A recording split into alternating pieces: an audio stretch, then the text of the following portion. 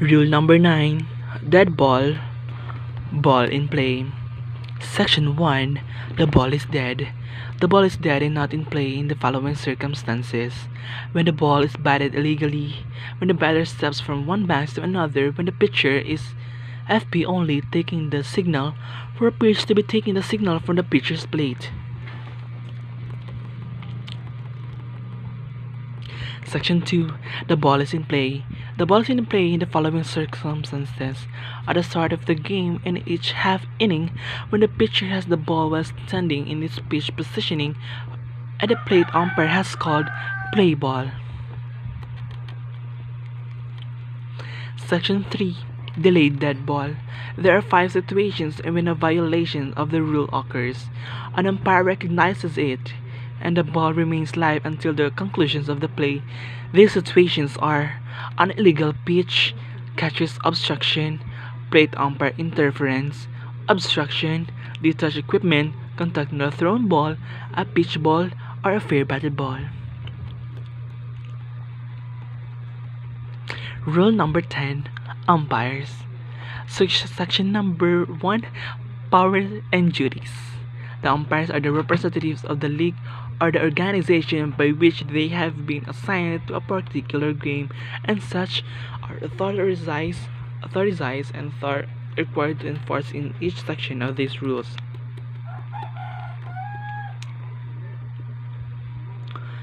Section number 2.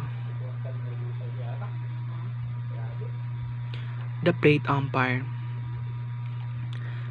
shall take one position in back of the catcher. He shall have full charge of, be responsible for the proper conduct of the game. Section 3. The base umpire shall take such position on the playing field as required in accordance with the relevant umpire systems. Section 4. Responsibilities of a single umpire. If only one umpire is assigned, his duties and jurisdiction shall extend to all points. The umpire's starting position for each pitch shall be from behind home plate. On each batted ball or play that develops, the umpire shall move out from behind the plate. Section 5. Change of umpires. Umpires cannot be changed during the game by the consent of the opposing teams, unless an umpire is incapacitated by injury or illness. Section 6. Umpire's judgment. There shall be no appeal from any decision from any umpire on the grounds that he was not correct in his conclusions as to whether a batted ball was fair or foul. Section 7. Signals. To indicate that the play shall begin or be resumed, the umpire shall call play ball, and at the same time motion pitcher to deliver the ball. Section 8. Suspension of play. An umpire may suspend play when his judgment conditions justify such action. Rule number 11. Protests. Protests that will not be received. Protests shall not be received or considered if they are based solely on a decision involving the accuracy of judgment on the part of an umpire. Section 2.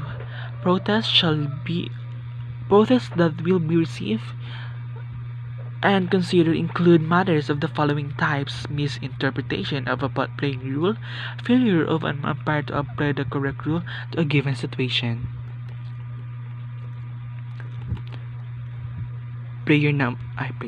Section number 3. Protests involving judgment and interpretation of rule.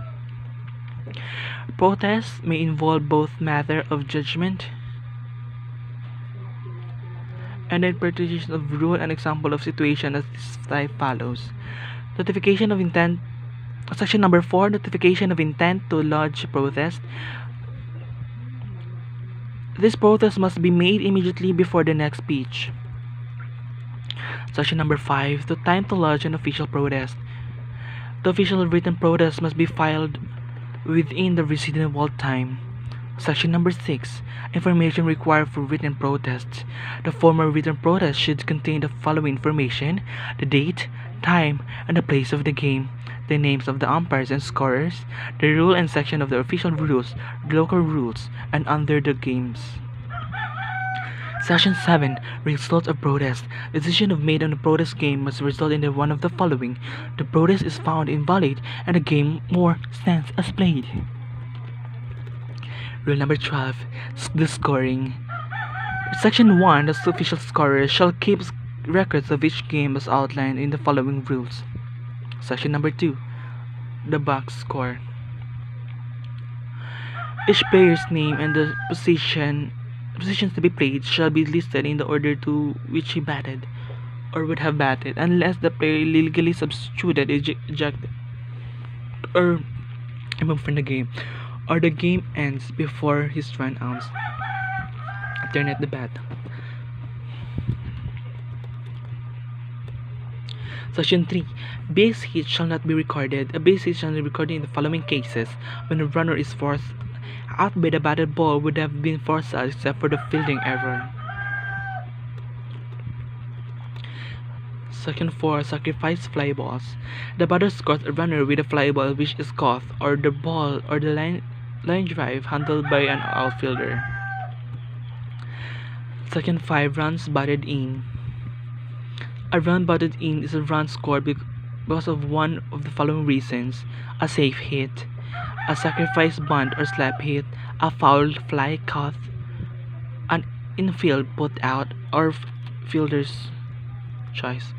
Section 7. Pitchers charged with a loss. Regardless of the number of innings he has been pitched, if he is placed when his team is behind in the score. Section 8. Game summary. The summary shall be listed as following items in this order: the score by innings and the final score, the runs batted in by home hit, the 2 base hits by home hit, 3 base hits and by home hit, home runs and by home hit, sacrifice flies by home hit, double plays and players participating in them. Section 9. Stolen bases are created to a runner whenever he advances 1 base unaided by hit. Section 10. Records of forfeited games. All records of forfeited games shall be included in the official records, except that of the pitcher's 1-loss record. That's all. The 12 rules of the softball. I hope you learn. Thank you.